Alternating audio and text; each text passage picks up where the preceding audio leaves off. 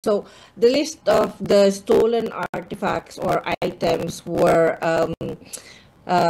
the tiara of Queen Marie and Amelie and Queen Hortense, so necklace and earrings, emerald, set of Empress Marie-Louise, yung broch ni Empress Eugenie, tas yung tiara niya, that's like almost 2,000 diamonds, small diamonds.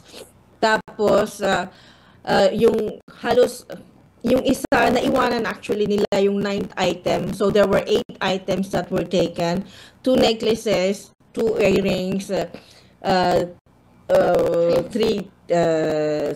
tiaras, tsaka isang corsage. And yung naiwanan nila kasi nahulog nila is yung crown ni Empress Eugenie. So all in all, 8 po yung nawala. All right, ma'am. So follow-up question, may mga possibility po ba kino-considered na meron hong posibilidad na may sabuatan hong nangyari internally po? Well,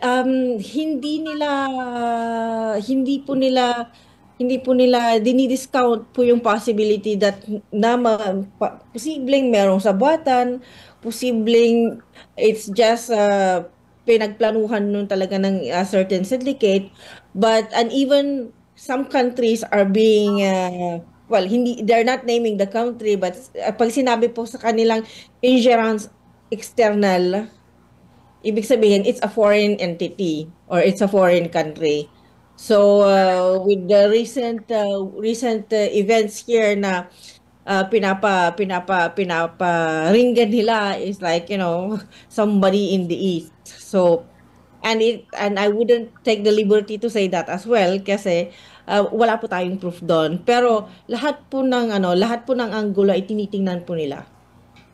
All right, ma'am. Thank you so much po. Yan lamang po yung ating pong ilan sa ating pong mga katanungan mula ko rito sa impila ng Bombo Radyo Naga. Maraming salamat. Back to you, Bombo Lainey. Okay, Ma'am Vladilite, so yan po yung mga katanungan po natin mula po sa atin po mga sister station. Siguro, bago po tayo magwakas, dito po sa atin po nga panayam, baka meron pa po kayong mga nais na maidagdaga na hindi po nasaklawan ng atin po nga pagtatanong, any concern, or lalong-lalo na yung mga pwede pa po natin malaman patungkol sa usaping ito. Go ahead po, Ma'am Vladilite. Well, one of the things po na gusto ko lang na i-specify is that yung ating, yung sinasabi nilang cour de compte, yun po yung parang COA sa atin. Chine-check po nila lahat ng accounts ng it's either institution, political persona, at gumagawa po sila ng report on how efficient and inefficiently the budget is being used. And sinabi, ni-precise din po nila na of course, malaking defiance yun sa kanilang security.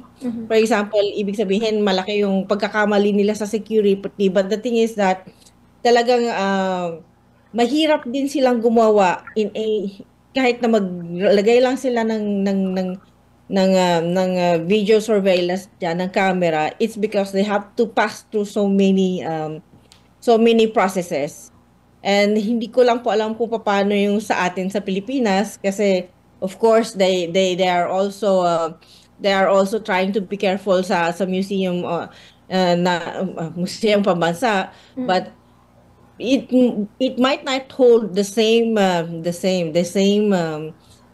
value, international values as it is. So pero siguro kailangan din po nating pag-ingatan yung ating mga sariling mga artifacts at the same time.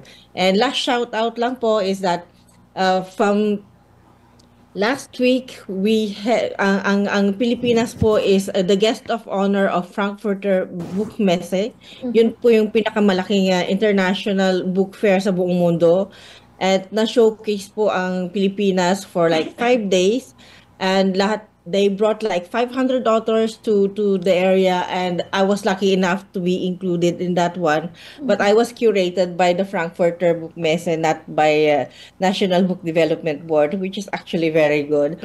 And we are quite glad that marami pong nag-enjoy at maraming natuwang mga Germans sa mga bagong libro. And I don't know if I should say this one, pero Yun pong bahay kung saan nagstay si Rizal sa Germany Mhm. ay acquired by somebody from the Philippines.